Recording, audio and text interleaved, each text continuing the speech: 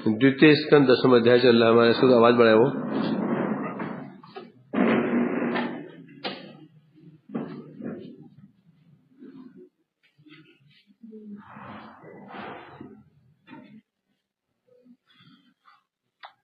तो इसमें श्रवण कर रहे हैं हम लोग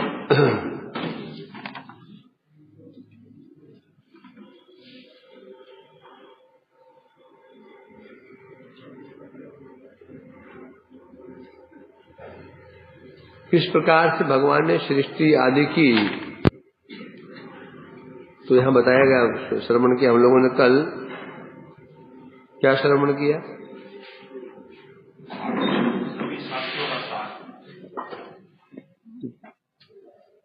जो महाविष्णु है, प्रथम पुरुष कालदक्षाई विष्णु,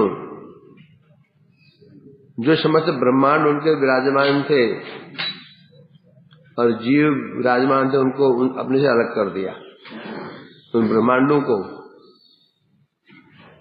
और फिर एक स्वरूप से उन ब्रह्मांड एक स्वरूप से ब्रह्मांड में प्रवेश करके अपने शरीर से जल की सृष्टि करके उस जल में निवास करने लग गए।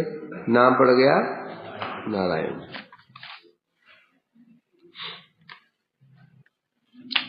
क्योंकि जल को शास्त्रों में नार कहा। नार क्यों कहा गया? क्योंकि नर से उत्पत्ति हुई है। जल का एक नाम है नार। नार क्यों? नर से मतलब जिससे उत्पत्ति हुई है जल की, उसे कहते हैं नारायण। नार जो निवास करते हैं नारायण, इसलिए बता रहे हैं।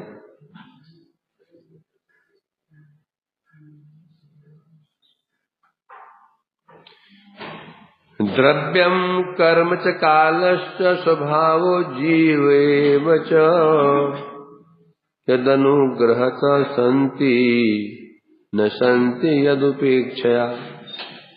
अब जो सारे जो अध्याय चलेगा ऐसे चलेगा, एक ही पल्ले पड़ेगा नहीं। वैसे सुनते रहना, कोई प्रश्न नहीं करना, कोई क्वेश्चन नहीं, क्यों हूं करते रहना बस। क्या है?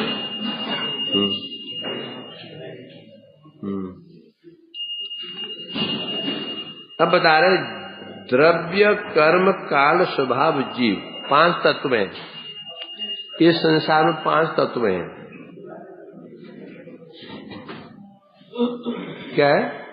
द्रव्य कर्म काल स्वभाव और जीव। ये 5 जो तत्व हैं उनसे संसार चल रहा है। द्रव्य क्या है? द्रव्य है पृथ्वी इत्यादि, अग्नि वायु आकाश मिट्टी जल, जो ये वस्तु है इनसे परिणत वस्तु, ये द्रव्य कहते हैं। कर्म क्या है? बोलते हैं शुभाशुभ रूप जीवित अदृष्ट। जीव जो चेष्टा करता है उसे कर्म कहते हैं, और जिसके प्रभाव से उसका अदृष्ट बनता है। अदृष्ट कहने से उसका भाग्य इत्यादि बनता है, उसे कर्म कहते हैं। फिर काल क्या है? गुण क्षोभ हेतु। काल गुण को क्षुब्ध करता है। स्वभाव क्या है? परिणाम हेतु, परिणाम के कारण। और जीव भोक्ता। अब ये जो 5 बताया, द्रव्य कहो, कर्म कहो, काल कहो, स्वभाव कहो, जीव कहो, ये सभी अपने आप में कार्य करने में समर्थ नहीं है। यदि अनुग्रह तो संति, जिनके अनुग्रह से इनका अस्तित्व है, और यदि वो भगवान यदि उपेक्षा कर देते हैं तो इनमें से कोई भी कार्य नहीं कर सकता। न द्रव्य कार्य कर सकता है, न कर्म कार्य कर सकता है, न काल कर्म कर सकता है, न स्वभाव न जीव। जैसे अभी हम लोग क्या करते हैं? स्वभाव, हम स्वभाव के अनुसार कार्य करते हैं ना, स्वभाव के अनुसार। कुछ तामसिक स्वभाव का तामसिक कार्य करता है, राजसिक स्वभाव राजसिक कार्य करता है, कर्म है। ये सब इसको सब कौन प्रचालित कर रहा है? भगवान। द्रव्य कहो, कर्म कहो, काल कहो, स्वभाव कहो, जीव कहो। इसलिए बता रहे हैं यहाँ पर समष्टि विराट अंतर्यामी प्रभाव। समष्टि विराट मतलब भगवान, जो अंतर्यामी भगवान है, उनका प्रभाव बता रहे हैं। द्रव्य, काल, कर्म, काल, स्वभाव, जीव, जिनकी कृपा से ही कार्यक्षम होते, कार्य करने में समर्थ होते हैं, और ना करे समर्थ नहीं होते हैं। चश्मा निकल गया, ये चश्मा ठीक करना पड़ेगा, लेंस खुल जाता है इसका। दंडवत प्रणाम, आपकी महिमा है। तो क्या लाए पता नहीं, मुझे कुछ करना पड़ेगा। स्वावलंबी, स्वावलंबी स्वावलंबी बनना पड़ेगा, परावलंबी नहीं। तो ये कह रहे हैं, अभी द्रव्य कहने से उपादान स्वरूप, जिससे ये जगत की सृष्टि हुई है, अग्नि, वायु, आकाश, मिट्टी, जल, से ये द्रव्य कहा गया। ये शरीर कैसे बना हुआ है? अग्नि से बना हुआ है, वायु, पंच तत्व में है, इसे कहते हैं द्रव्य। तो पांच द्रव्य हो गए। उपादान, जिससे कोई वस्तु बनती है, उनको उस वस्तु को उपादान कहा जाता है। जैसे घर बनाया ना, घर के द्रव्य क्या? घर एक कार्य होगा, द्रव्य क्या है? रास्ता छोड़ भाई, घर एक कार्य हुआ, तो द्रव्य क्या है घर के? बता रहे हैं ईंट, पत्थर, सीमेंट, बालू, ये क्या है? उपादान। उसी प्रकार से इस जो जगत है, इसको उपादान, जगत की सृष्टि कैसे हुई है? अग्नि से, वायु से, आकाश से, मिट्टी से, जल से। वृक्ष कहो, उसमें यही है, मिट्टी है, जल है, वायु है। कोई भी शरीर हम ले लेंगे जगत में, कोई भी पशु शरीर हो कि पक्षी शरीर हो, कीट मकोड़े, मनुष्य, कोई देव, कोई भी शरीर होगा, वो वहां पर पांच तत्व होंगे, है ना। तो इसे कहते हैं यह है द्रव्य। कर्म कहने से जो व्यक्ति चेष्टाएं करता है अपने इंद्रियों से, जो चेष्टा करता है उसे कर्म कहते हैं। कर्म किसे कहते हैं? अपनी इंद्रियों से हम जो भी चेष्टा करते हैं वो कर्म कहलाता है। और वो कर्म से बनता है अदृष्ट।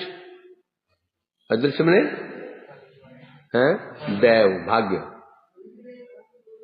अच्छे कर्म किए, अच्छा भाग्य बना, बुरे कर्म किए, बुरे भाग्य बना। उसके पश्चात स्वभाव, फिर काल, और काल का भी बड़ा महत्व है। जगत में कुछ भी ऐसा नहीं है जो काल के बिना हो सके। चूल्हे में, पतीले में गैस जलाया, पतीला रखा, पानी भर दिया, उसमें दाल डाल दिया, डालते ही दाल बन गई। बोले भैया ये दाल कैसे बनती है? मैंने कहा भाई देखो, चूल्हे में पतीला रखना, उसमें दाल धोके डाल देना, पानी डाल देना, दाल बन जाएगी। उसने गैस जलाया, पतीला रखा, पानी भरा, दाल, और गैस जलाते उतार दिया। परोसा तो दाल डाल, ये दाल पकी क्यों नहीं? हमने क्या, जो आपने कहा वही मैंने किया। गैस में रखा पतीला, पानी डाला, उसमें दाल दी, उसमें गैस जला दिया, हो गया, उतार दिया। उसने ठीक किया नहीं किया? ठीक किया, कम ठीक किया। अर्थात दाल को भी गलने के लिए समय चाहिए। क्या चाहिए? समय चाहिए। ऐसे कोई भी कार्य है, कोई भी ऐसे कार्य जो कि झट हो गया हो, भोजन करते हैं ना, उसको हजम होने के लिए उसको भी समय चाहिए। यानी कभी खाया और अभी अब ताकत आ गई, ऐसा नहीं होता। सारा जगत जो होता है काल के अधीन है, काल के वशीभूत है? और काल का प्रभाव क्या है? परिणाम। तो परिणाम काल से दिखता है। हमने उसमें चावल, कच्चे चावल डाले और भात बन गया, तो ये भात परिणाम हुआ, परिणाम कैसे होगा? ये काल से होगा।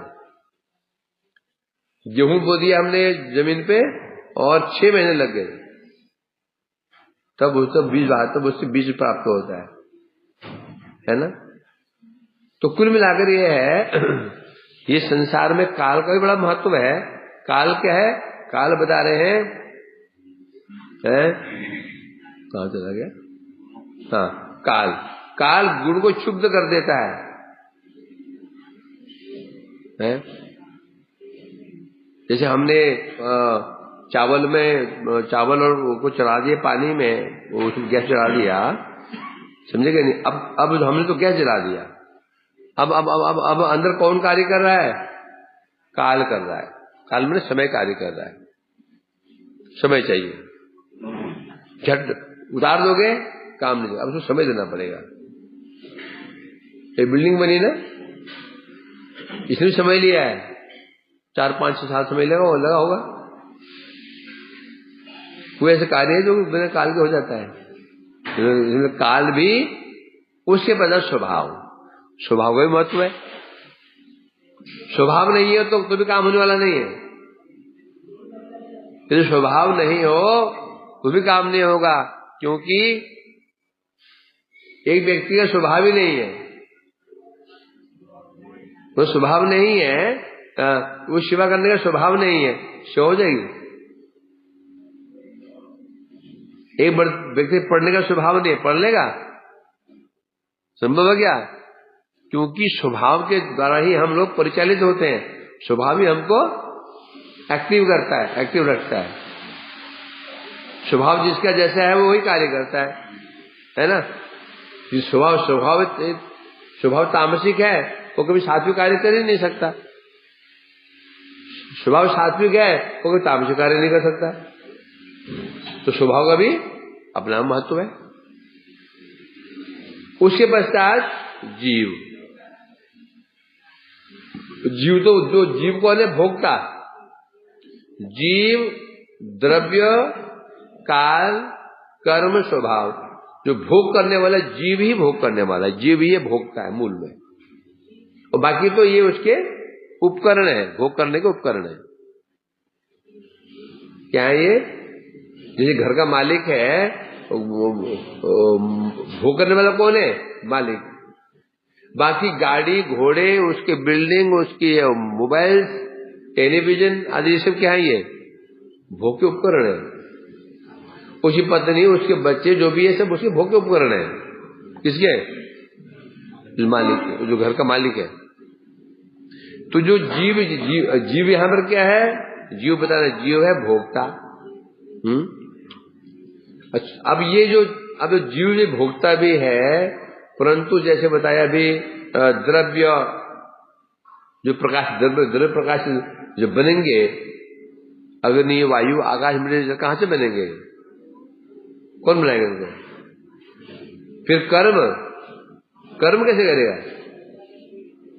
कर्म करने के लिए क्या चाहिए? शक्ति चाहिए। कर्म के लिए भी शक्ति चाहिए, और शक्ति कौन देगा? तो शक्ति कहां से आएगी? द्रव्य पे हम द्रव्य नहीं बना सकते हैं। अग्नि कौन बनाया? जल कौन बनाया? बोलते हैं जल बनता है ना, साइंस बोलते हैं प्रयोगशाला में जल बनता है। H2O, हाइड्रोजन एक भाग, ऑक्सीजन 2 भाग, जल बन गया। हमें जल बनाएंगे, भगवान क्या जरूरत पड़ी हुई है? सिंबल है ना, H2O, 2 भाग हाइड्रोजन, 1 भाग ऑक्सीजन, जल बन जाएगा। तो बनाओ फिर ना। तो आज तो खेतों में खेती करो, जल बना करके सिंचाई करो, जल बना करके। कितना जल बना दोगे? और हाइड्रोजन कहां से लाओगे? और ऑक्सीजन कहां से लाओगे? तो मिला के जल बनाओगे, वो द्रव्य कहां से लाओगे? बना सकते हो? नहीं बना सकते हैं। इसलिए कह रहे हैं यहां पर कुल मिलाकर अब स्वभाव है ना। स्वभाव भी है, और स्वभाव कार्य कैसे करेगा? उसको भी प्रेरणा चाहिए। जीव कर्म करने वाला होता है तो जीव को भी प्रेरणा चाहिए। कुल मिलाकर के क्या बता रहे हैं यहाँ पर? भगवान ही है जिनके अनुग्रह से ये पांचों तत्व अपना द्रव्य अपना काम कर रहा है, कर्म अपना काम कर रहा है, सब अपना काम कर रहे हैं, सृष्टि ठीक चल रही है। और यदि भगवान इन पर कृपा ना करे, कोई कुछ नहीं कर सकता। शरीर भी है, इंद्रियां भी है, काल भी है, स्वभाव भी है, जीव भी, सब कुछ है। परमात्मा निकल जाए शरीर से, परमात्मा शरीर से निकल जाए, फिर आत्मा कुछ नहीं कर पाएगी। जीव कुछ नहीं कर पाएगा तो फिर और भी ये तो जड़ वस्तु में है। द्रव्य क्या है? जड़। कर्म जड़, काल जड़ और स्वभाव जड़, तो जड़ वस्तु में है। मूल में कौन है यहाँ पर? जीव। जीव भोगता कैसे है? अपरिमितस्त्वन्याम प्रकृति विद्धि में पिराम जीव होता महाभावो, ये धारण जगत है ना। वहां पर भगवान ने बता रखा है अर्जुन, मेरी दो शक्तियां हैं। एक शक्ति है जड़ शक्ति, ये माया शक्ति कहा जाता है। दूसरे जीवभूत, मेरी जो दूसरी शक्ति है जीव शक्ति, जो इस जड़ शक्ति को धारण करती है, धारण करने से भोग करती है। ये शरीर को समझो माया, ये शरीर समझो माया। इसमें इंद्रिय भी हैं, इसमें द्रव्य भी हैं, अग्नि वायु आकाश मिट्टी जल भी है, स्वभाव भी यहाँ पर है, यहाँ कर्म भी है कि नहीं है? जीव भी है ना। तो इनको धारण कौन कर रहा है? जीव। जीव ही धारण कर रहा है, सारे शरीर को भोग कर रहा है। जैसे कभी हमें कमीज पहन रखी है, कमीज को धारण कौन कर रहा है? हम धारण कर रहे हैं। उसी प्रकार से ये शरीर एक क्या है? वासांसी जीर्ण आनी, क्या है? कपड़े के समान, वस्त्र के समान है। शरीर क्या है? वस्त्र है। इसको भोग कौन कर रहा है? जी। जैसे इस कमीज को, इस पैंट को, धोतियों को हम भोग कर रहे हैं, हम पहन रहे हैं, इसको भोग कर रहे हैं, यूज कर रहे हैं। उसी प्रकार भगवान ने कहा अर्जुन, जो मेरी ये जड़ शक्ति है, जड़ शक्ति कहने से अग्नि वायु आकाश मिट्टी जल 10 इंद्रियां, पंच तन्मात्रा, पंच महाभूत, ये जो मेरी ये इंद्रियां, जो मेरे ये जड़ शक्ति है, इसे धारण कौन कर रहा है? जीवभूत। और वो शक्ति कैसी है? वो पराशक्ति है, मतलब श्रेष्ठ शक्ति है। तो इसलिए हम कह रहे हैं यहाँ पर जीव भोगता है, पर जीव भोगता होने पर भी जीव का जीवत्व किससे है? परमात्मा से। तो इसलिए कह रहे हैं यहाँ पर एको नानात्म अन्विच्छन योग तल्पा समुत्थिता वीर्यम हिरण्मयम देवो माया वशिजत्धा। ये जो बात चल रही है ना, जो बात चल रही है, बात कब चल रही? प्रलय हुआ है, सब कुछ भी नहीं है, जलमय अजलमय है, केवल एक है भगवान, और पूरा विश्व उनके अंदर ही विराजमान है, सूक्ष्म रूप में विराजमान है। जीव भी उनके अंदर विराजमान है। प्रलय काल में क्या होता है?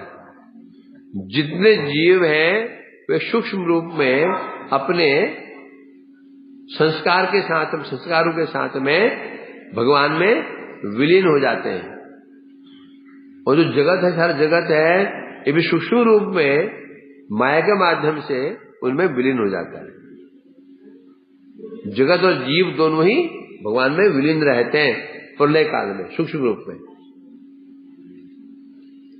और सृष्टि काल में फिर वहां से निकलते हैं किस रूप में? कार्य रूप में। ये कह रहे हैं यहाँ पर एको नानत्व अन्विच्छन योग कल्पात। वो जो भगवान थे, कौन भगवान है यहाँ पर? कारण विष्णु, महाविष्णु। उन्होंने विचार किया कि अब बहुत कुछ होना चाहिए। नानात्म अन्वेक्षण,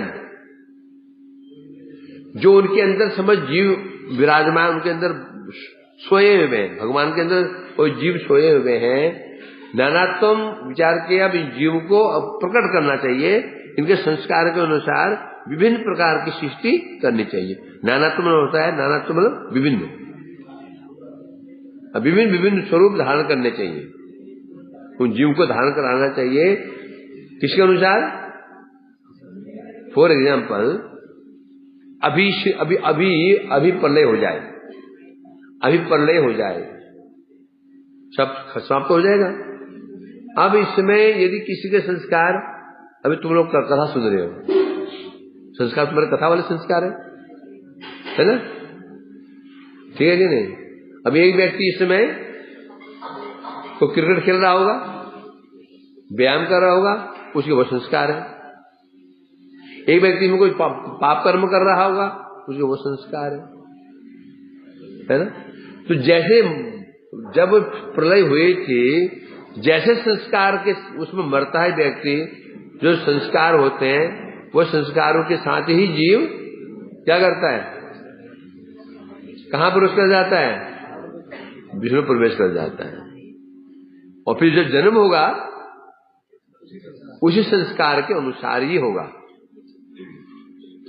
जैसे यदि पशुवत संस्कार थे, अभी व्यक्ति कोई पशु भांति कार्य कर रहा हो, खाना पीना सोना और मौज मस्ती करो, ये पशुवत कार्य है ना? तो वो क्या होगा उसमें? जब जो सृष्टि होगी उसमें उसको पशुवत शरीर प्राप्त होगा, मनुष्य वाले कार्य के मनुष्य प्राप्त होगा। सारा खेल उसका ही है। कहाँ कहा है ये? गीता में कहा, यंग वापि भावम त्यस्तंत्र कलेवरम तम तमेति कौनते सतत भावम, यंग यंग वापि स्मरण भावम त्यस्तंत्र कलेवरम। हे अर्जुन, अंत समय में वृंदावन कहाँ बोल गया? नहीं है। मृत्यु के समय जीव की जो भावनाएं होती हैं, तम तमेति, मरते समय जैसी भावना जीव की होती है तो वो उसी के अनुरूप ही देह प्राप्त करता है, उसका शरीर प्राप्त होता है, उसके अनुरूप ही। हाँ, इसमें कोई संशय नहीं है। मरते समय यदि चिंता कर रहा है, मेरी पत्नी का क्या होगा, पत्नी क्या होगा, मर रहा हूं, है बच्चों का क्या होगा, बस क्या होगा? उसको मनुष्य बनना पड़ जाए, मनुष्य शरीर प्राप्त होगा उसको। हाय मेरी भैंस का क्या होगा, भैंस को कौन देखेगा, मेरा कुत्ता, ये प्यारा कुत्ता मेरा है, ये कौन देखेगा, मर जाऊंगा। छोटा कुत्ता है ना, बड़े कुत्ते बड़े प्यारे प्यारे होते हैं ना, छोटे कुत्ता। अब कुत्ते कुत्ता बनेगा, समझे कि नहीं? तो उसी प्रकार से, क्यों उसी प्रकार बता रहे हैं, प्रलय के समय जैसे जैसे संस्कार थे वो जीवों के, उन संस्कारों से युक्त संस्कारों के साथ ही वो भवन में प्रवेश कर गया था। और अब भगवान ने की इच्छा हुई, अब इनको, क्योंकि अब कारण क्या हुआ, रात बीत गई। प्रलय बने रात, सृष्टि बने दिन। जब प्रलय काल होता है उस समय भगवान सो जाते हैं। सो जाते मतलब अर्थात सृष्टि आदि कार्यों से भगवान विश्राम ले लेते हैं, ऑफिस बंद कर देते हैं। ऑफिस है ना, ऑफिस है ना, नहीं बंद कर देते हैं। शाम को तुम क्या करते हो, जॉब करते हो ना, ऑफिस बंद कर आ जाते हो, बंद करते हो। तो प्रलय के समय में निद्रा में भगवान सोते नहीं, कभी नहीं सो जाते हैं। अर्थात ऑफिशियल कार्य ऑफिशियली सो जाता है वो। ऑफिशियली सोना मिल गया हो गया, ऑफिशियल कार्य बंद हो जाएंगे, तो घर में सारे काम कर रहा है। उसी प्रकार से प्रलय के समय जागतिक कार्य बंद हो जाते हैं, परंतु भगवान को तो अपने घर में जो धाम है वैकुंठ में, उनकी लीलाएं चलते रहती हैं। तो जब सृष्टि कार्य बंद हो गया, प्रलय हो गई, जब वो कितना 1000 चतुर्युग बीत गया, 1000 चतुर्युग बीत जाता है, क्योंकि इतना लंबा समय प्रलय रहती है। 1000 चतुर्युग। ये क्या होता है? सत्य युग, त्रेता युग, द्वापर युग, कलयुग। एक ऐसे एक घूमते 1000 बार, 1000 बार सत्य, ये तो द्वापर कली, ऐसे 1000 बार घूम जाते हैं। एक तो समझो ब्रह्मा जी का एक दिन हो गया। रात्रि भी जैसे हमारी 12 घंटे का दिन होता है, 12 घंटे की रात्रि होती है। उसी प्रकार से ब्रह्मा जी एक दिन कितना होता है? 1000 चतुर्युग। रात्रि कितनी होती है? चतुर्युग। तो जब प्रलय थी, अब जब ये मतलब वो समय बीत गया, अब समय आया सृष्टि का। रात बीत गई, ब्रह्मा की रात बीत गई, मतलब ब्रह्मा की शाम होते ही प्रलय, सुबह होते ही सृष्टि। तो भगवान ने इच्छा की अब मुझे, अब तो कुछ है, मैं तुम अकेला ही हूं, कुछ है ही नहीं है, नानात्वम, और बहुत कुछ होना चाहिए। ऐसे उन्होंने इच्छा की, इच्छा करके भगवान ने फिर क्या किया? जो जीव प्रलय के, जो जीव उनके अंदर विराजमान थे प्रलय के समय, सृष्टि के समय, उन्हीं जीवों को अपने से अलग किया, अपने से अलग किया। कैसे किया? देव, त्रियग आदि बहुरूप में, देवता देव रूप में, त्रियग मैंने पशु पक्षी कीड़े मकोड़े मनुष्य वृक्ष लता इत्यादि रूप में उनको प्रकाशित किया, है ना। त्रियग मैंने होता है पशु पक्षी कीड़े मकोड़े विभिन्न प्रकार के, फिर देव स्वरूप, मनुष्य स्वरूप। तो प्रभु ने इच्छा की, इच्छा करके अब इच्छा की तो मुझे अब ऐसे करना पड़ेगा। तो योग निद्रा से भगवान उड़ गए। अभी सूर्य आराम सूर्य से मैंने निकल, अब इच्छा की उन्होंने, अब सृष्टि होनी चाहिए तो उठित। अब उन्होंने फिर क्या किया? हृदय में वीर्य के अब उन्होंने क्या किया? उन्हें समझ, अपने जो समझ तत्वों को उन्होंने अपनी शक्ति के द्वारा विभक्त किया। जो उनके विराजमान है, तत्व विराजमान है, और जीव अपने से उन्होंने अलग, अपने से अलग किया उनको। अब यहां प्रश्न कर रहे हैं, ये समष्टि विराटिवा की उत्पन्न हो, जो ये समष्टि विराट मतलब जो ब्रह्मांड है, ये उत्पन्न कैसे होगा? ब्रह्मांड उत्पन्न कैसे होगा? इसलिए कह रहे हैं एक अद्वितीय भगवान है। प्रलय काल में जिन समस्त जीवों को अपने अंदर वो विलीन किए हुए थे, प्रलय काल में समस्त जीव उनमें विलीन हो गए थे। भगवान ने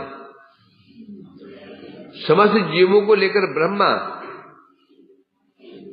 क्या जितने जीव हैं उन जीवों को लेकर ब्रह्मा अपने प्रभु गर्भोदशाई में प्रवेश कर जाते हैं, और गर्भोदशाई अपने प्रभु अपने मूल कारण उसमें प्रवेश कर जाते हैं। नियम है ये, इसलिए कह रहे हैं पर। तो प्रलय काल में जो समस्त जीव भगवान के अंदर विराजमान थे, उन्हें विलीन थे, कैसे थे? एक रूप में कहने से कोई वहां में भेद नहीं था, कोई पशु नहीं, कोई पक्षी नहीं, कीड़े नहीं, पकौड़े, क्योंकि भौतिक शरीर था ही नहीं। किस रूप में था? मन बुद्धि अहंकार चित्त के रूप में विराजमान थे, बस। तो एक रूप क्यों बोला? मन बुद्धि अहंकार चित्त एक रूप क्यों बोला?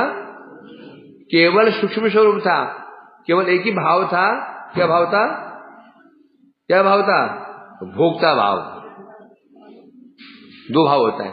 एक तो हम सब भोक्ता हैं, जैसे एक कंपनी में सब इंजीनियर हैं, स्कूल में सब अध्यापक हैं, स्कूल में सब विद्यार्थी हैं, सब विद्यार्थी हैं।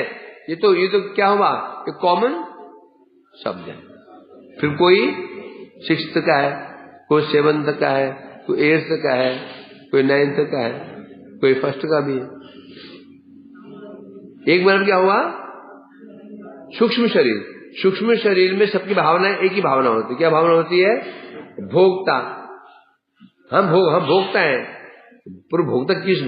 जैसे हम विद्यार्थी हैं जी, तुम कौन हो जी? विद्यार्थी हैं। और क्या परिचय? विद्यार्थी। और क्या?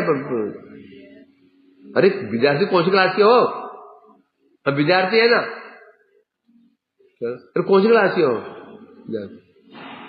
उसी प्रकार एक रूप क्यों बोला? क्योंकि जब सूक्ष्म शरीर होते हैं वो एक रूप होता है। एक रूप मतलब क्या होता है? केवल उनके एक अभिमान होता है, हम भोगता है, भोग करने वाले हैं, बस, है ना। जब शरीर मिल जाते हैं फिर अब होता है, विभाग हो जाता है। इसलिए शरीर मिला तो मैं भोगता हूं स्त्री रूप में, पशु शरीर मिला भोगता हूं पशु रूप में। क्यों? अलग है नहीं? पशु भोक्ता और रूप में है, मनुष्य और रूप में है, स्त्री और रूप में, पुरुष और बालक और रूप में है, सब भोगता है। परंतु अभी तो क्या विचार था? मैं भोगता हूं। भोगता किस रूप में? पता ही नहीं था, है ना, पता ही नहीं था उसको। जैसे कोई व्यक्ति कहीं भर्ती होता है किसी कंपनी में, जब तक उसको उसकी सेवा नहीं मिल जाती तो उसको उसकी गिनती नहीं होती उसकी। फिर उसको डिपार्टमेंट बांटे जाते हैं, तो ये डिपार्टमेंट है, तो ये डिपार्टमेंट है, ये डिपार्टमेंट बांटा जाता है। उसी बात दो विचार है, एक सूक्ष्म स्वरूप है, एक स्थूल स्वरूप है। सूक्ष्म स्वरूप में केवल एक ही भावना है, अभिमान। अभिमान दो प्रकार का होता है। जीव का अभिमान कितना अभिमान होता है? जीव का अभिमान, वृंदावन, जीव का अभिमान कितने प्रकार का होता है? कौन सा? सनातन,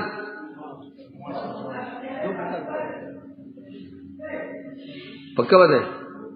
पक्की नहीं, तीन अभिमान होते हैं। एक शुद्ध अभिमान, एक सूक्ष्म अभिमान, एक स्थूल अभिमान। शुद्ध अभिमान क्या है? मैं भगवान का दास हूं, भगवान मेरे प्रभु हैं, मैं उनका सेवक हूं। ये शुद्ध अभिमान है जीव का, शुद्ध अभिमान। फिर दो अशुद्ध अभिमान है। एक सूक्ष्म अभिमान है। सूक्ष्म अभिमान क्या है? मैं भोगता हूं, मैं भोगता हूं। तीसरा स्थूल अभिमान, मैं पुरुष रूप में भोगता हूं, मैं स्त्री रूप में भोगता हूं, मैं बालक रूप में भोगता हूं, मैं कुत्ता रूप में भोगता हूं, मैं शुअर रूप में भोगता हूं। इसे कहते हैं स्थूल अभिमान। तो स्थूल सूक्ष्म अभिमान में सब समान है। क्या समान है? भोगता हूं, बस भोगता हूं। अब क्योंकि अब शरीर मिला ही नहीं है, शरीर तो भी है ही नहीं, स्थूल शरीर तो है ही नहीं है, तो पता ही नहीं उसको मैं भोगता किस रूप में हूं?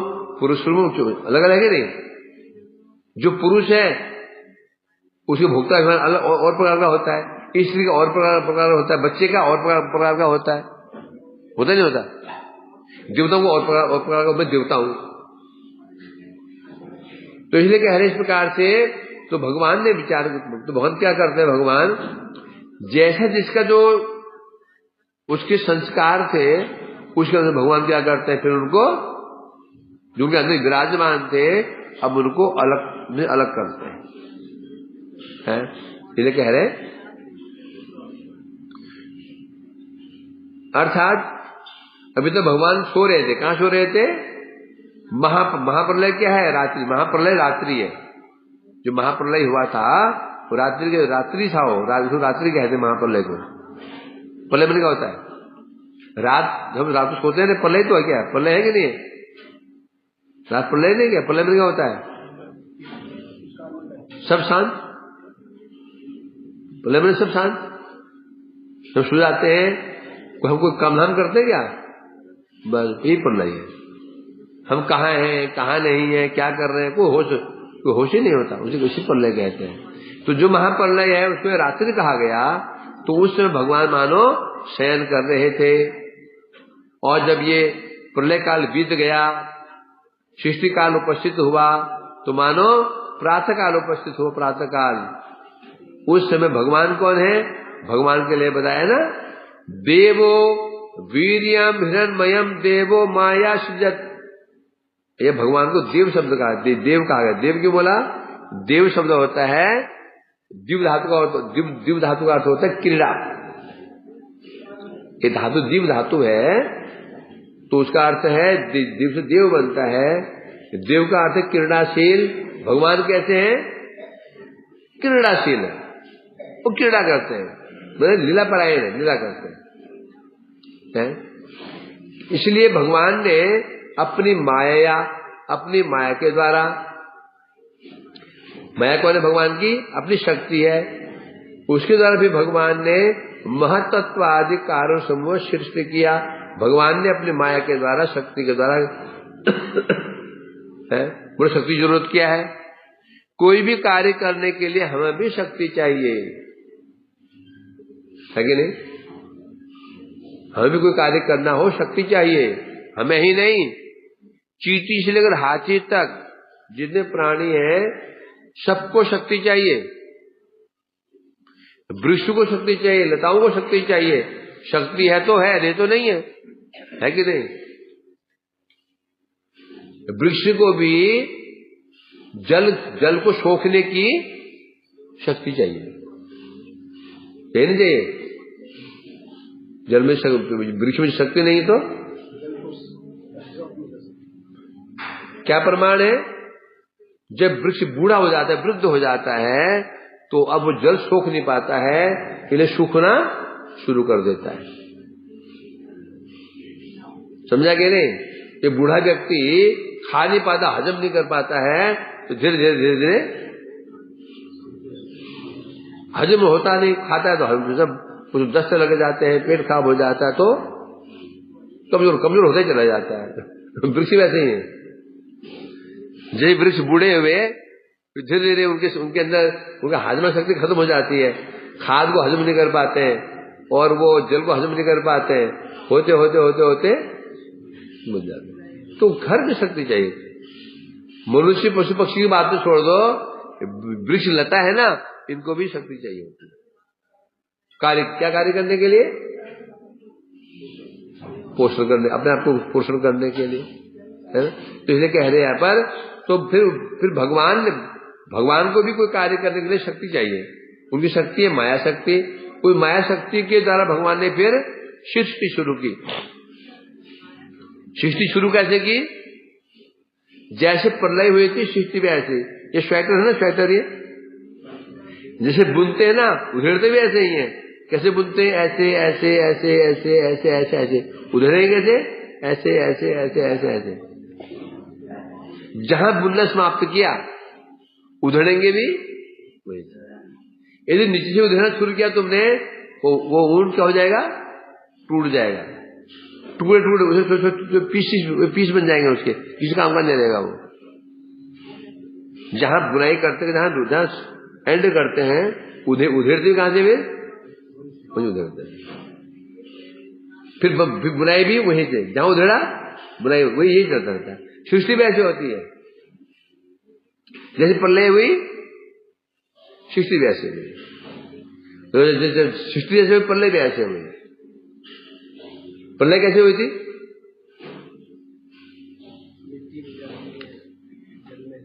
जो पृथ्वी तत्व है वो जल तत्व में विलीन हो जाता है।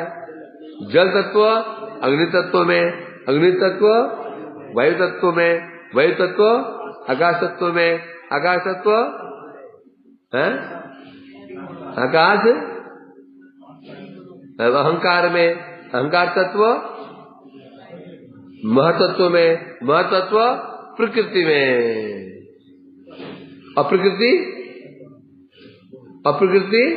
भगवान में। अब सृष्टि कैसे होगी? सृष्टि कैसे होगी? पहले प्रकृति, वहां से महतत्व, वहां से अहंकार, वहां से आकाश, वहां से फिर वायु, वहां से फिर अग्नि, वहां से जल, वहां से मिट्टी। जैसी शीतप्रलय वैसे बस कर्म यही है, ऐसा करते। तो इसे कह रहे हैं यहाँ पर, तो भगवान ने अपनी माया शक्ति के द्वारा महतत्व आदि जो तत्व हैं, 24 तत्व हैं, उनको सृष्टि किया, बनाया उनको।